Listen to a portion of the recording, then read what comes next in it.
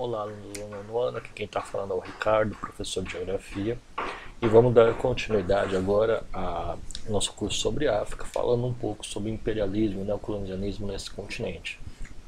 Eu dividi essa aula em duas partes para o vídeo não ficar muito extenso, tá? Essas aulas são um projeto de parceria com a professora Jéssica, referentes ao ano letivo de 2020 da Escola Municipal de Ensino Fundamental Sérgio Millier. Então vamos começar.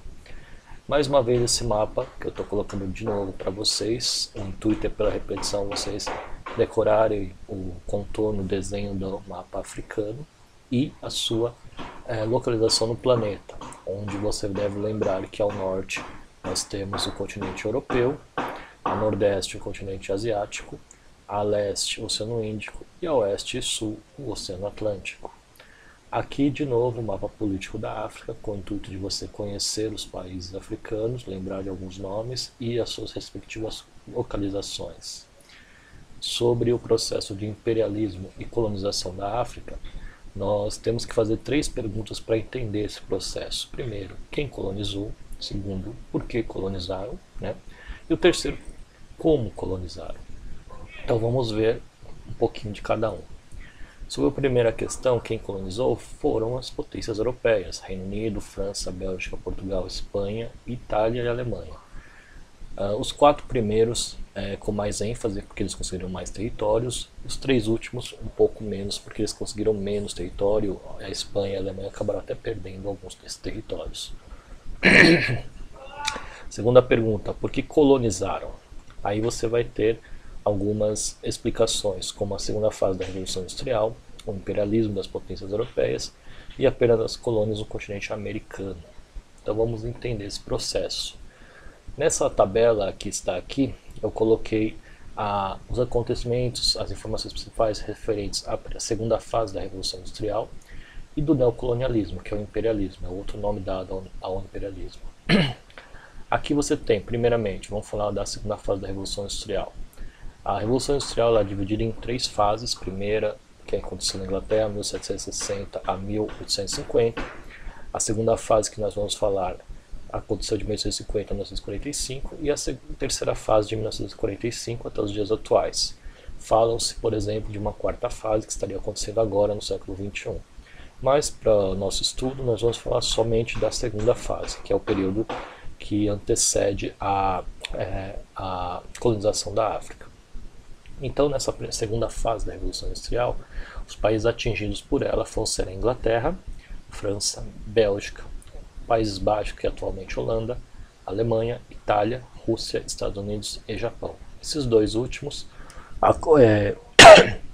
vão se industrializar mais tardiamente em relação aos demais e a Rússia numa proporção menor. Quais foram as inovações tecnológicas dessa segunda fase? Foi a invenção do motor a combustão, que é o famoso motor a diesel, a gasolina, e que vai mudar toda a forma de locomover das pessoas. O motor elétrico, que vai ser usado principalmente na indústria. O telégrafo sem fio, que é uma comunicação. A lâmpada de filamento, que vai ser o antepassado das nossas lâmpadas de LED de hoje. O telefone, que é o seu avô do smartphone que vocês têm hoje. As ondas de rádio, as baterias químicas, que são aquelas que você tem no carro, e os cabos submarinos para comunicações. Então você coloca um cabo de um continente até outro pelo oceano, e ali vai trafegar os fluxos de informações que a gente tem, por exemplo, como na internet hoje. Você teve também a especialização do processo produtivo através da especialização do trabalhador dentro da divisão do trabalho, onde cada trabalhador vai ter uma função específica. Por exemplo, na linha de montagem de uma indústria automobilística, um funcionário vai ficar colocando a roda, só colocando roda, e o outro só parafusando a roda, e um terceiro colocando as calotas dos pneus. Ou seja, cada trabalhador com uma função definida. Isso vai gerar uma produção em massa, ou seja, você vai conseguir produzir mais produtos em menos tempo, e isso vai fazer com que você tenha grandes estoques, ou seja, grande quantidade de mercadoria guardada num determinado lugar. Isso é possível graças à maior automação da indústria, ou seja, ao uso de tecnologia, de máquinas cada vez mas substituindo o ser humano. Isso vai fazer com que você tenha um aumento da produção. Por exemplo, se antes você produzia 10 unidades de um produto, com a automação, com o uso de máquinas, você substituiu a mão de obra humana pela máquina e passou a produzir 30 no mesmo período de tempo. Isso vai fazer com que você tenha o quê? O excedente de produção. A palavra excedente quer dizer sobra. Então quer dizer que vai começar a sobrar produtos produzidos para a indústria, que precisam ser vendidos para alguém. Só que o problema é, conforme você vai desempregando as pessoas, substituindo pela máquina, a capacidade de consumo das pessoas diminui, porque o mesmo trabalhador que está aqui produzindo também compra, também consome. Então você vai ter o que? Excedente de produção, e o que sobra dessa grande produção não tem como você vender dentro do país. E como os países vizinhos da Europa também estão passando por processo de industrialização, a concorrência é muito grande. Então há necessidade de você buscar um outro mercado para esses produtos que estão em excesso. E aí a necessidade de conseguir novas colônias. As fontes de energia usadas na Revolução Industrial eram o petróleo, que é para fazer o diesel e a gasolina, o gás natural e a eletricidade, que vai surgir nesta época. E as suas principais indústrias eram a indústria siderúrgica e metalúrgica, as chamadas indústrias pesadas, a indústria mecânica, que vai dar origem depois à indústria automobilística, a indústria química, a farmacêutica, entre vários outros ramos industriais que vão surgir ao longo dos séculos 19 e 20.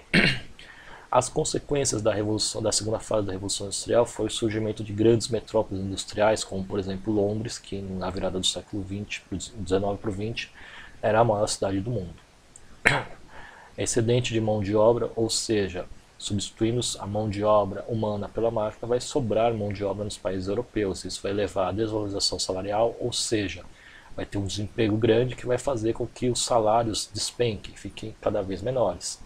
E você vai ter esse excesso de trabalhadores, esse excedente de mão de obra, essa sobra, vai se voltar à imigração da Europa para a América. Principalmente a América do Norte, que seria os Estados Unidos, e na América do Sul, Brasil e Argentina. O uso das inovações tecnológicas no dia a dia das pessoas, como por exemplo os eletrodomésticos, a geladeira, por exemplo, que consome energia elétrica, e novos meios de transporte, como o trem, o metrô, o ônibus, de comunicações, como é o caso do telefone e posteriormente a internet, e de entretenimento, como o rádio, o cinema e a televisão. E isso tudo vai levar ao que nós chamamos de imperialismo ou neocolonialismo, tanto faz usar os dois termos, que é o novo colonialismo do século XIX e XX em diante. Durante esse período, o que acontece, como eu já coloquei aqui, é via a necessidade de conquistar novos mercados consumidores devido a esse excesso de produção. E também de fornecedores de matérias-primas, porque era necessário essa indústria nascente ter uma matéria-prima para produzir cada vez mais. Foi aí que então foram estabelecidas novas colônias na África, Ásia e Oceania, por Inglaterra, França, Portugal, Bélgica, Espanha, Itália e Alemanha. Então esses países vão começar a invadir territórios na África, por exemplo, para estabelecer colônias. Aí eles vão atrás dos recursos naturais dessas colônias, como os minérios, os combustíveis fósseis, gasolina, petróleo, gás natural, etc. E de produtos agrícolas, para abastecer a sua indústria, que está surgindo nessa época. Vão ampliar o mercado consumidor buscando fora da Europa, ou seja, aquilo que eu falei, excedente de produção, eu vou buscar novos mercados, nesse caso na África. E você vai ter a exploração da mão de obra dos nativos africanos, né, para a produção agrícola e para extrair os minérios que vão ser mandados para a Europa, para a indústria. Nós teremos aqui uma menor intervenção do Estado Nacional, ou seja, dos governos, porque nós teremos o chamado liberalismo econômico. Muito dos processos de colonização, os Estados Nacionais europeus, eles participavam mandando seus exércitos para esses países, para as colônias africanas, e posteriormente as indústrias desses países é que financiavam obras, por exemplo, de infraestrutura, por exemplo, construir estradas de ferro, uso das hidrelétricas para a produção de energia elétrica, para poder tornar viável a exploração econômica desses territórios na África.